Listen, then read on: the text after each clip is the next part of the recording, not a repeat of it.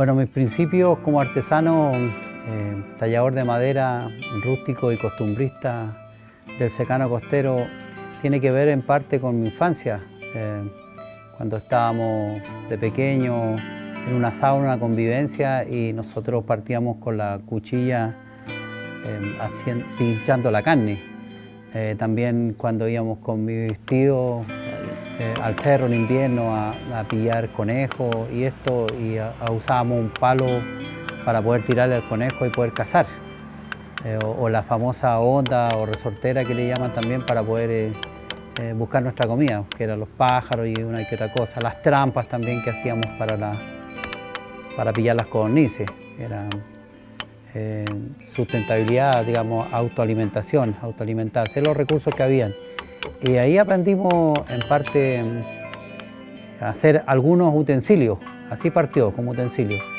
Y al final tiene que ver netamente en necesidad, se convirtió en artesanía cuando vimos que había una necesidad de poder cortar una historia, cuando tuvimos la intervención, ¿no es cierto?, de las empresas que taparon nuestros cerros y ya no estaban dando porque estaban siendo erosionados y plantaron los pinares y los eucaliptos. Entonces nosotros tomamos las gubias para poder seguir tratando de plasmar una idea que era conservar netamente la historia del secano costero y poder contarla a nuestras futuras generaciones de las faenas y de todas las cosas que se hacían en el campo para producir y poder mantenerse.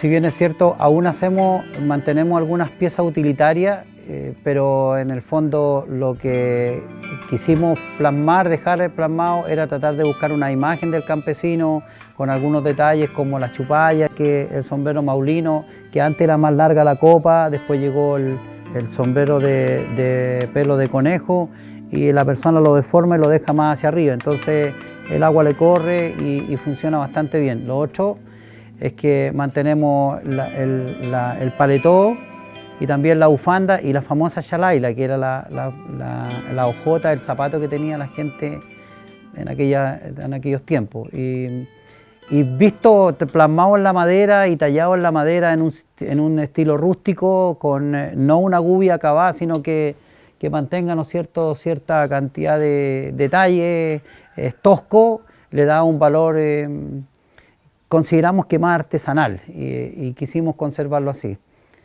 Pero el objetivo principal es tratar de dejar a mis futuras generaciones una historia, pues contar la historia de mis tíos, de mis abuelos, que labraban la tierra, rompían la tierra en los barbechos, ¿no es cierto?, la primera siembra en el año y la segunda en los humedales, que era la famosa chacra. Y ha tenido una aceptación extraordinaria. Ahora, como documento artesanal consideramos que es valiosísimo y me encantaría que más gente nos siguiera para que pudiéramos dejar una historia realmente. Es poca la gente que se preocupa de estas cosas, pero creo que el desafío y la postura del taller del Toño no fue mala.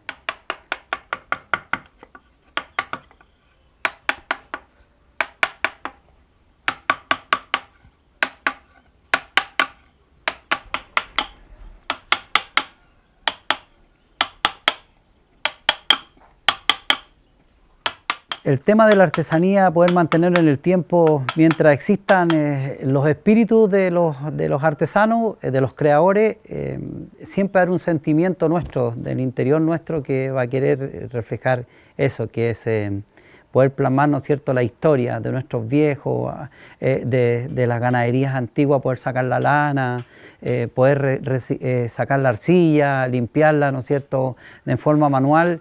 Y mientras existan organismos del gobierno o entidades culturales como las universidades que se preocupen de esto, yo considero que no estaría perdida. Creo que comenzamos bien, de hecho deberíamos haber comenzado mucho antes.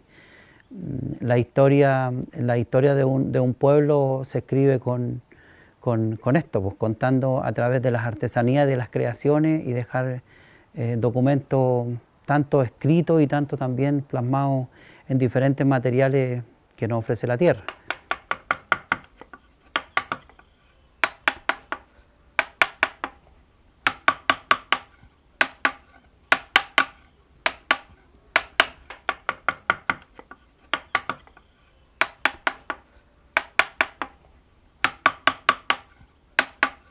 La artesanía es un sentimiento que nace nuestro, pero que también debería ser protegido 100%, porque definitivamente somos los creadores. A lo mejor suena muy autoritario, ambicioso, pero me considero que la artesanía es el sentimiento puro del creador y definitivamente en los pueblos deberían protegerlo, y me encantaría que existieran en Chile los mecenas, alguien que se preocupara por los artistas, sería extraordinario. Pero no sé, nunca hay que perder las esperanzas de los países desarrollados que protegen a sus artistas y sus artesanos.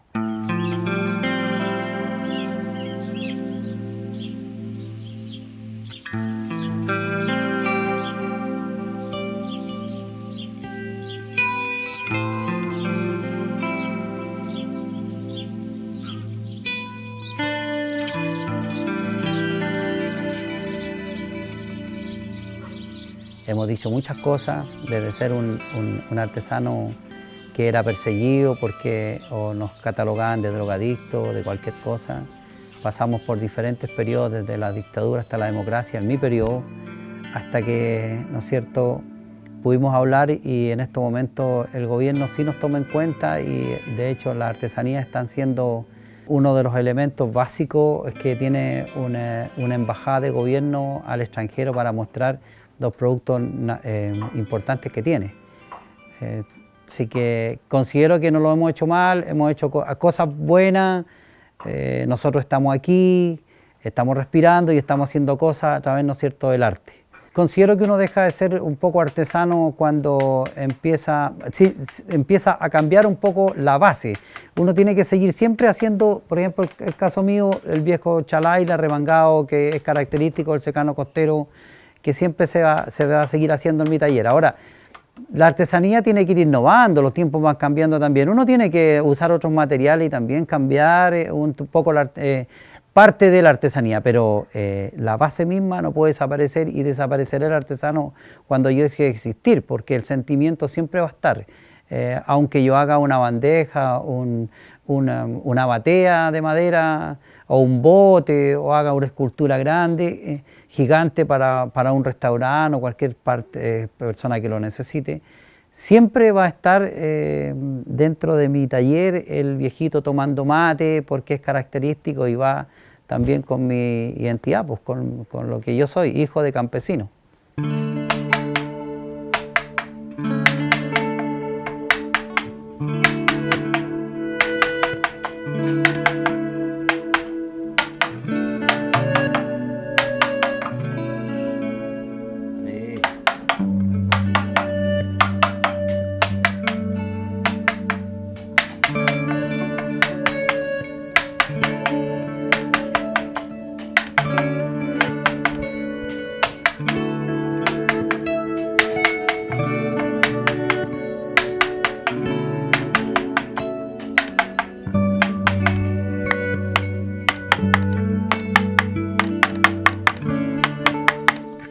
Creo que mi primera obra nació en las famosas plantaciones de pino, que hasta el día de hoy me arrepiento por ser ignorante también y no saber que el pino iba a matar mi tierra y que nunca más se iba a poder sembrar trigo ni cebada de los cerros, porque la tierra queda ácida con el pino, no crece absolutamente nada, todo se muere.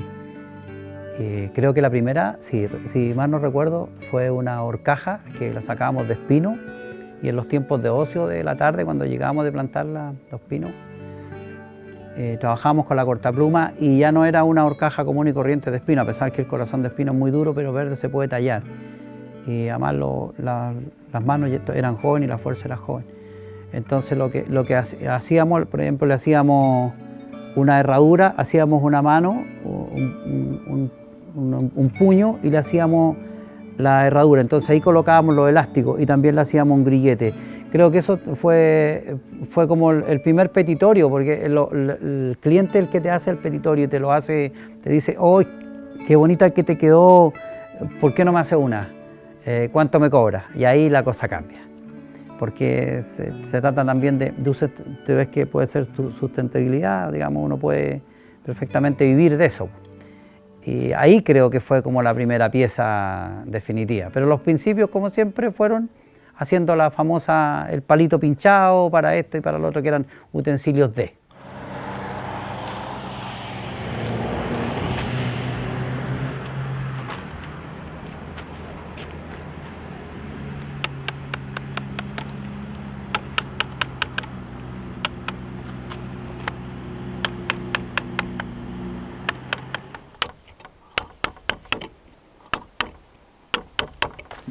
Este tallado es un tallado relativamente sencillo, porque es el viejo chalaila remangado, el campesino, el gañán, que sembraba todos estos cerros y bajaba con sus carretas cargadas con la gavilla de trigo, la carreta chancha, con los tableros de palo y la rueda, ¿no es cierto?, la rueda con llantas de madera de litre, porque eran duros los rayos. Y el viejo va bajando el cerro, por eso que yo siempre los fabrico que van haciendo la fuerza.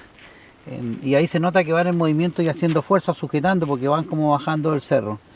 El personaje va con la chalaila remangada, un pantalón de fantasía, un pequeño chamanto, porque toda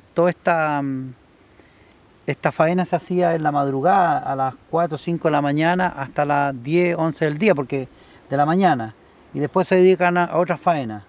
Va medianamente relajado, fumándose un cigarro con el sombrero maulino, que es más o menos el mismo que uso yo, que es el que explicaba que el patrón lo bota y el gañán lo recoge, ¿no es cierto?, y el agua le corre hacia abajo. Entonces pasó a ser sombrero maulino, que antes era de paja, después pasó a ser de paño. Y el gañán sigue alargándolo hacia arriba. Y el perro, que es un quiltro cualquiera, pero que va con la cola parada, que es el compañero que le da movimiento. No necesita una raza, sino que es un perro nomás de campo, el que criaron ahí, que encontraron en el camino, la gente lo recogía. Y de crianza a crianza, de familia a familia. Y eso es, pero era el personaje que se veía, ¿no es cierto?, sembrar todos estos cerros. Todos estos eran mis cerros donde la gente sembraba, hacía la primera cosecha. A la distancia abajo se logra ver los humedales donde la gente plantaba la chacra, que eran la segunda siembra del año. Y esa es la importancia. Nuestro cuento como tallador tiene que ver única y exclusivamente poder plasmar este tipo de personajes, tanto en lo cotidiano en su casa y tanto también como en las faenas que se hacían en el cerro. Esa es la importancia del personaje del secano costero, desde Pichilemu hasta Cosquecura, que es lo que yo conocí como secano. Y siempre es igual, siempre va en forma relajada, o está secando trigo, o está sembrando un surco, abriendo un surco en la tierra, siempre lo mismo. 2 siembras en el año. Y contaron la historia, hasta que fue cambiada la tierra mía por la forestación, la plantación de los pinares, de los eucaliptos. Y ahí se acabó mi tierra.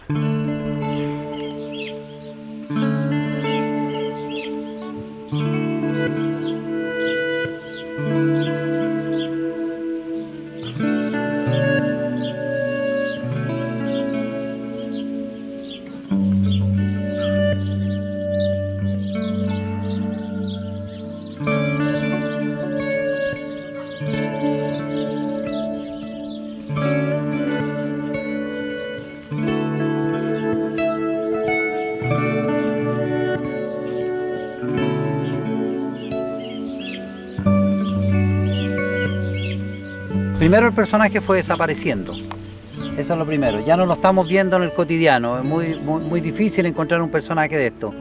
Y la tecnología, el vehículo, el movimiento del motor, a mi pueblo trajo un cambio pero completo. se hacían las carreras, las famosas carreras la chilena, donde cada productor lleva su caballo a correr, competir con el vecino. Y ahora no, pues la gente va todo en vehículo, entonces ya no hay caballos que correr, es muy difícil. Entonces todo eso, mi pueblo se caracterizaba por hacer grandes competencias de caballos. Todos venían a ganarle a un caballo que había en Bichuquén, el caballo Bayo, don Sergio Santelice, todavía me acuerdo, y nadie le ganaba. Entonces era un evento, la gente se venía semanas enteras a este evento de las famosas carreras en Bichuquén. Y el personaje también se fue perdiendo, pues si ya no llegaba a los restaurantes, ya no venían a hacer, muy poca vida social a Bichuquén. Las oficinas se las llevaron a Licantén y quedaron dos o tres oficinas en Bichuquén, entonces ya no había trámites que hacer. Y se fue convirtiendo en un pueblo como de viejo. Pero tiene que ver, por eso que la idea nuestra fue tratar de lograr plasmar una historia a través del personaje, que los personajes fueran contando esta historia del secano, el secador de trigo, el leñador de Uraco, el que hacía el carbón, el carbonero de Uraco, Madelmo, el salinero de la salina que venía a vender a la sala Bichuquén. Entonces eran personajes típicos que estaban. Después ya venían todo lo que era la faena, las trillas, yegua suelta, la encierra la trilla, la ciega. Y entre eso, ¿no es cierto?, los materiales que también usaban. Nosotros también tratamos de rescatar el mate, la calabaza, que son parte, la onda también es parte tradicional de nuestro negocio, y porque el personaje lo usaba. Hoy en día, encontrarse a alguien que haga chalaila de corriones antiguas, de lo que usa mi personaje, es difícil encontrarlo, entonces pasan a ser también parte de la historia. Yo creo que la idea es que mientras nosotros sigamos plasmando en madera este personaje, que no lo cambiemos, puede ser con detalles más, detalles menos, en el estilo rústico, creo que va a dar que hablar a futuro. Yo me acuerdo en aquellos años, me sentaba aquí en Los Pértigos, ¿no es cierto? Entonces siempre teníamos el contacto con el olor, nos impregnamos del olor del buey, ¿no es cierto? Y también del pasto, del pastizar, de la humedad de la mañana, del sereno. Y también un poco después en la gavilla de trigo, cuando venían con olor a gavilla, a trigo, a cereal. Entonces uno está impregnado con todos estos olores y recuerdos. Y entonces la idea es que creo que no es tan difícil también poder representar en madera estos personajes, porque están arraigados en nuestras venas, en nuestro ADN. Somos hijos de campesinos. Así que creo que es una herencia que nos llegó nomás. No estamos haciendo las faenas de los cerros ahora, pero podemos darnos el gusto de poder dejar esta herencia tallada en madera. Esto viene del tiempo de la colonia, pero en madera yo he ido cambiando algunas cosas. Por ejemplo, la carreta chancha, que yo la conocí con los tableros, que ya en estos momentos los viejos con la suela y la hacha le fabricaban ese tablero que estaba entre las estaquillas. Pero conocimos, esto tiene que ser esto por lo menos en lo que yo conocí, estamos hablando de los últimos 40, 45, 50 años. Porque tiene que ver con la infancia, que pasamos nosotros veraneando en los esteros, en los manantiales, y ahí veíamos los tíos, veíamos los familiares que bajaban de los cerros con estas carretas cargadas hacia arriba, hacia abajo por los cerros del secano costero, que a veces son un poco planos, a veces también son medio llanos y descansan un poco. Por eso también los nombres de los terrenos, el descanso de los bueyes, porque se ganaban ahí, se descansaban todas las yuntas de bueyes, se juntaban y ahí tomaban la chupirca con la harina tostada de quinoa, y llevaban un poco, algunos tenían sus chichas también, y hacían los famosos pihuelos, vino. Entonces uno era pequeñito, era chico en aquellos tiempos y veía todo esto, pues, entonces, y compartía con ellos también. Entonces, por una parte emociona poder recordar también aquellos tiempos.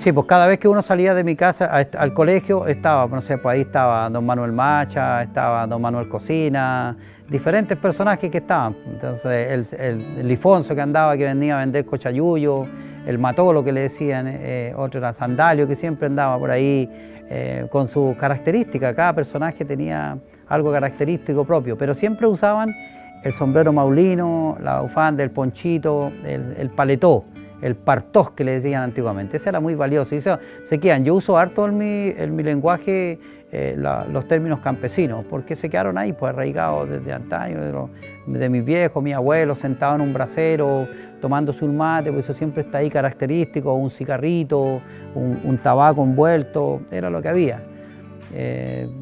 Ahora, también le marca porque uno cuando pequeño siempre estaba, lo mandaban a comprar o lo mandaban a conseguir esto, o salíamos a pillar liebre y uno lo que hacía como chiporro chico era cuídeme la liebre, y se quedaba en un cerro y uno miraba como los perros zorreros seguían y seguían la liebre, los zorros, y al lado mío llegaban simplemente a dejarlos porque uno no era capaz de seguir. Entonces eso se queda, el sacrificio de haber salido a las 4 de la mañana, el día anterior no dormía, porque había que hacer unas grandes caminatas, ir a los quideñes también, a los huideñes, ir al cerro, caminábamos una cantidad, ir a los panguis, era parte tradicional de la vida campesina. Cuando las faenas llegaban del cerro, mis tíos, mi abuelo, llegaban, ¿no es cierto?, y nosotros felices montábamos arriba a caballo para ir a dejar esta yunta de bueyes a darles agua, entonces, o a cambiarle los comederos, darles de comer. Era muy importante, y eso se queda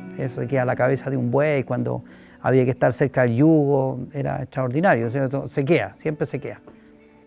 Es que teníamos dos alternativas: o nos dedicamos a ser artesanos, hacedor de muebles, que en el fondo las personas en este momento le llaman artesanía, pero no es 100% artesanía, es mueblería, que ocupan sí las curvas naturales del madero, pero para mí no es 100% artesanía, con todo el debido respeto que me merecen todos los mueblistas rústicos y que hacen cosas preciosas, extraordinarias, pero para mí no es artesanía. Artesanía para mí es cuando a ese mueble se le da un valor agregado, cuando se le hace una figura o se le hace... Eso ya para mí, porque pasa a ser pieza única. Aunque quieras repetir una pieza, nunca va a ser igual a la otra. Ya aparte de la madera, ¿no es cierto?, que es la parte manual, que cuando tú eliges la madera, que son como todas diferentes, pero eso lo ofreció la naturaleza. Igual tú elegiste la pieza, es como un mueble rústico, pero ahí está el tema, en que uno va a fabricar la misma cara. Yo hago con 15 golpes el mismo rostro, de ahí parto, y termino siendo, ¿no es cierto?, todos los rostros diferentes. Y es una cosa increíble, nace. Por eso digo yo que la artesanía es irrepetible, nadie puede repetir, y la hace ser pieza única. Y al artesano también lo hace ser único, porque desde la parte más fina, desde el que viene con motricidad pura, o el que viene, si es fisonomista, que puede hacer un rostro. Yo no soy fisonomista, a lo mejor habría que haber hecho un curso. Yo nací, soy autodidacta para hacer, los rostros le pongo sombrero y los tapo con barba, y para mí ya eso es un viejo campesino, porque lo enmarco en un tiempo de la historia del secano costero en que la persona para ir a buscar una máquina de afeitar era muy difícil. Entonces siempre se dejaba la famosa barba, o más larga, más corta, se la cortaban con la famosa tijera nomás, y eso. Igual que la chalaila era necesaria porque era el zapato, o la persona trabajaba todo el día en el campo, en contacto con la tierra, con la maleza, con los sembradíos, y pasaba por el estero y se lavaba los pies exactamente, entonces llegaba a la casa a lavar y no ocupar los baldes que la señora todo el día estaba desde el estero tirando esto. Es lo que a mí me vivió, a otros les quedó más cómodo, pero yo soy hijo campesino, entonces me tocó vivir esa realidad. Mis piezas, todas las que yo he tallado, yo diría que un 10% estarán en el extranjero, no muchas también, porque los aviones siempre tienen problemas con los pesos. Pero hay una cantidad de piezas decorando diferentes, desde un dormitorio hasta un estar comedor, piezas que están en exhibición también, hay piezas en el Museo Linares, hay exhibición en los restaurantes. Bueno, mi artesanía ha ido pasando ha ido variando, ha pasado por varias etapas, entre eso los decorativos para los restaurantes grandes, que han sido necesidad de también engrandecer un poco el turismo y la zona, porque porque si bien es cierto, esta era una zona muy pobre, de turismo, muy poco, era un turismo también, yo diría que muy popular, y se ha ido cambiando de a poco, y creo que entre eso hemos puesto nuestro gotito también, nuestra gotita de aporte al turismo en base a eso, a ir creando desde un letrero sencillo hasta una gran escultura para que sea, ¿no es cierto?, polo de atracción, porque si bien es cierto, la identidad de nuestro territorio es grandísima, pero había poco descubrimiento de la entidad. Por ejemplo, Bichuquén se conocía por los brujos, pero nadie fabricaba una bruja. Iloca se conocía ¿por qué? Porque tiene el río Mataquito, Iloca, pero Licantén, pero nunca tampoco se hizo una fotografía, o digamos una escultura que dijera, bueno, por ejemplo el caso de Viña del Mar, uno va a Viña del Mar y tiene el reloj de Viña y marca 100% que, claro, entonces... o uno va a Punta Arenas y se encuentra con el ovejero, alguien que se le ocurrió de hacer una escultura para que fuera, ¿no es cierto?, también publicidad del mismo sector, identidad. Y estos sectores existían con poco identidad, pues. Entonces, con el sacrificio nuestro de poder hacer esta famosa identidad, pasamos también desde los tallados que iban, muchas veces iban al interior de las casas, pero no era masivo. Entonces, ahí empezamos también a decir, bueno, ¿cuál va a ser nuestro aporte? ¿Cuál va a ser nuestro legado de poder dejarlo? Y ahí conocimos a un empresario que estaba dispuesto a hacer ese tipo de cosas en una playa donde el turismo era bastante popular, donde la gente venía y, ¿no es cierto?, y no era muy consumidor de los productos que habían ahí, sino que se traían todo y ahora, después de 10, 20 años, la zona cambió y tenemos turismo por todos lados. De hecho, el mismo Bichuquén, que es un poco más reservado en el turismo, también se ha ido abriendo al mercado.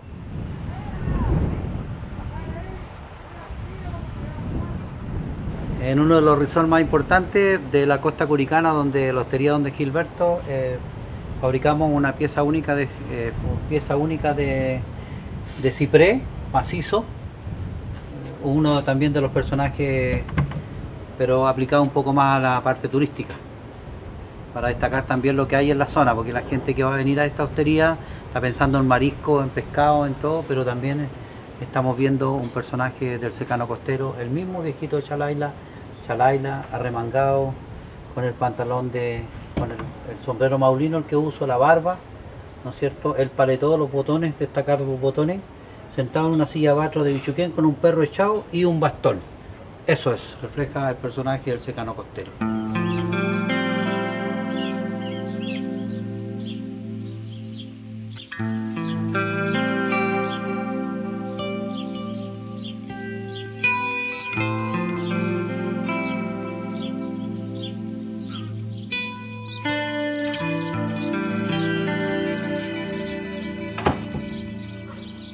El trabajo de la artesanía es 100% energía. Si alguien me dice que no trabaja con la energía que viene de arriba, que no lo soñó, que el día de noche no soñó que tenía que fabricar de tal forma, o que estaba complicado porque alguien le hizo una propuesta de hacer tal y tal cosa y uno está complicado, porque uno siempre es creador, no es que le manden, es que es un elemento esquematizado. Entonces ahí se complica y efectivamente el caso mío personal yo lo resuelvo muchas veces en el sueño. Entonces sueño cómo hacer la pieza y al otro día llego y la resuelvo sin problema y no era tan dificultoso. Y se baja toda esta carga, todo este peso emocional que uno tenía cuando al cliente le dice, oye, te voy a pagar tanto por esta pieza y quiero que me la hagas. Entonces, y aparece en el sueño. Ahora, si me dices cómo funciona, quién la manda, quién, no sé. Pero que existe, sí existe. Y muchas de las piezas que uno también fabrica cuando está creando, también aparecen de una vivencia, de una convivencia. Yo estoy en una fiesta, pues yo siempre he dicho que la artesanía nace de las vivencias, de las convivencias, vivencias con mis antepasados. Si hay una energía mágica, claro que hay una energía mágica, de la vivencia, de las convivencias, de los elementos que se le van colocando en el camino. Pucha, yo quería ver un viejito, no sé cómo sacar un pliegue, por ejemplo, de una chamanto, de una mantita corta, de la típica campesina. Y aparece don Pedro Romero, ¿no es cierto?, o Peirito, que viene caminando, y Peirito, ¿no es cierto?, viene con la manta puesta en tal parte hacia el lado, y esa manta, ¿no es cierto?, me da a mí el elemento que yo justo necesitaba. Así que Que la artesanía es energía, claro que es energía. Y mucha energía.